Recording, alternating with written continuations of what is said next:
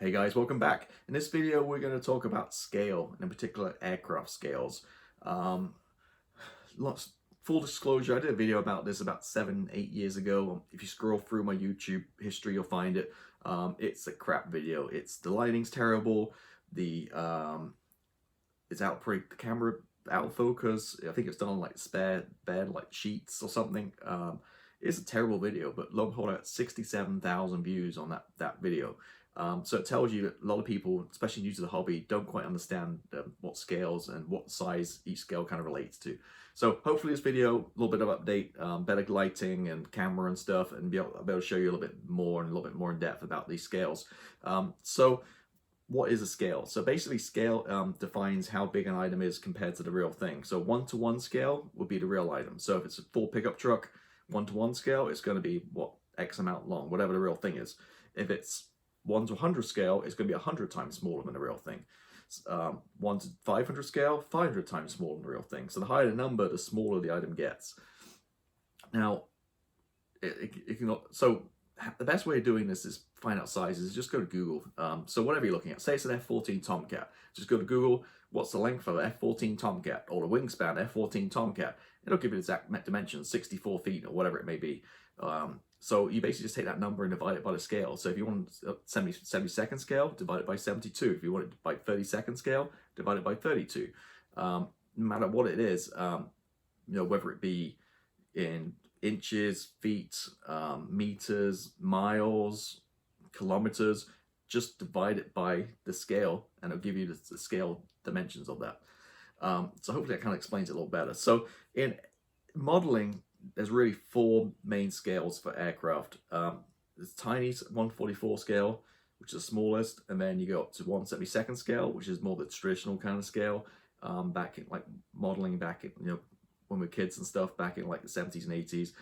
48 scale, a little bit bigger, and then 30-second scale, the big stuff. They're the 4 main scales. When you go to, we're also going to talk, we'll start talking about fast jets and model kits first, and then I'll pivot a little bit onto airliners. Airliner scales are typically 1-to-200 scale, 1-to-400 scale, 1-to-500 scale. 1-to-200 being the biggest, and 1-to-500 being tiny. Small single aisle, like regional aircraft in say like an Embraer or a 737 in 1-to-500 scale might be literally 1.5 to 2 inches long, super tiny. Whereas in 200 scale, it might be like 10-12 inches long. So let's go switch back. So let me switch the camera down to the desk and let's start talking a little bit. I'll start talking about some modern jets and scale model sizes, and then we'll pivot, and like I said, we'll talk about some the airliner sizes too. Okay, so let's start off with 70-second scale. This is I'm going to show you all tornado jets.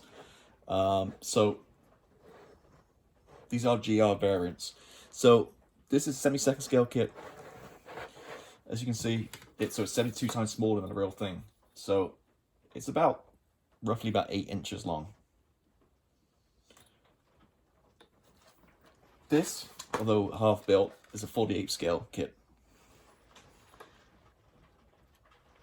Running probably about 14 inches long. So if I just kind of hold this up next to that one, you can see the difference in size. 72, 48. Now, you can go super small, which is 1/4/4. Now, that there is the wing. So you can see the wing size compared to this. It's tiny. So, wing on a 1/4/4 is about 1.5 inches, where you're looking at like 5 inches on a 48 scale. So, super tiny. And bring in the big guns, 30-second scale wing. So what do we say, 1.5 inches for the 1/4/4? Well, we're about over 8 inches just in one wing for 30-second. Give you an idea of 30-second again. The fuselage. Same kit. See the difference in size just from 48 to 32, let alone going from, let me see if I can find, this is 1/4/4.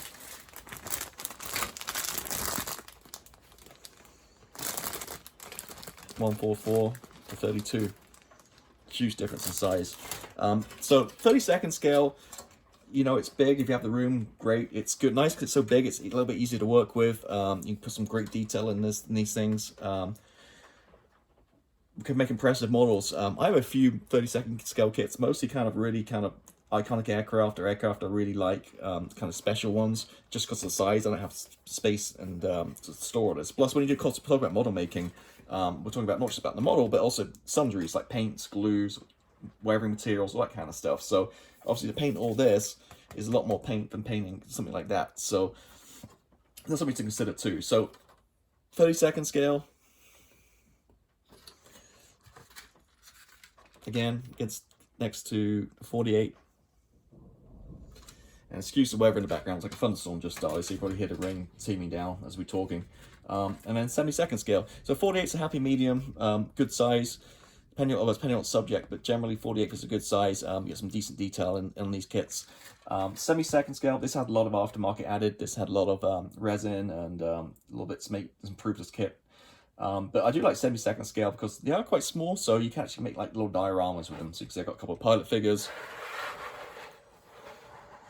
And on the other side, I have a generator and a nice kind of base. It doesn't take much room up. For something like this, you know, like I said, it's just what, about a foot long, the case. Whereas if you can do similar kind of display with this guy, you know, you're needing like a good 3 foot probably long piece of wood or display base to kind of replicate the same kind of thing. So each have the uses and different things, but hopefully you kind of find that kind of interesting in terms of the scales of aircraft. So we go from 144, super tiny, 72nd, to 48, and up to the big guns, 32nd. You just again see the wing difference. Okay, so let me clear the bench down and then let me bring in some airliners. Let's talk airliners. Okay, so this one's a little different. I'm going to do a Airbus A321. So I just got 1 to 200 scale. Now this is a Sky Marks kit, plastic kit. I have diecast too, but this is a Airbus A321 in 200 scale, which is about 11 inches long. Okay. Airbus A321 400 scale, diecast, about 4.5 inches long. Same type of aircraft, a different airline obviously, but again you can kind of see the size difference. And finally, Airbus this is an A320, I don't have an A321, so I know A320 is a little bit shorter than an A321 obviously, but you get the gist of it. Just look at the fuselage kind of width. 1 to 500 scale, tiny. Now, an A320 is about 3 inches, so an A321 would be about 3.5 inches long. Herpa pretty much make the 500 scale kits. A lot of people, you might know I have an online store. People buy these kits. I do have the measurements and sizes on there, but they get disappointed. They buy these for like grandkids or whatever, and they say, hey, it's so small, it's tiny. Well, it's 500 scale, so I mean, it's going to be 500 times smaller than the real thing. So pretty much they kind of double in size. So for 500 to 400 kind of doubles in size, and then 400 to 200 again, pretty much kind of doubles in size. So that's the airliner side of things. 400 is pretty popular scale, small. 200 in plastics like Sky Marks is pretty cheap, maybe $20, $30 a model. If you want 200 scale airliner in diecast, then you're up to, depending on what aircraft it is, up to like $80 up to $150, depending on the size of it, that kind of stuff. But that's pretty much it. So let me switch the camera back. So they're the airliners again: 500 scale, 400 scale, and 200 scale. So now the camera's back at me, wide pan. It means me show some of these boxes and get an idea of size in the boxes too. So I hold this up, you can see the box size. So 1 to 1/44, 72nd scale, 48 scale, and 32nd scale. Now, that's not a total be on end all, because obviously this is all for the Tornado, but some manufacturers use giant boxes and put like barely anything in it, and some have tiny boxes and cram it all in, so it doesn't show much, but it gives you an idea kind of roughly kind of size of the boxes. So from 1/44 down to 32nd. So that kind of summarizes the video. Hopefully you found a few tips and you found it helpful. Any questions, always just put them below. And hopefully I'll see you again on another video. So have a good one. Take care. Bye-bye.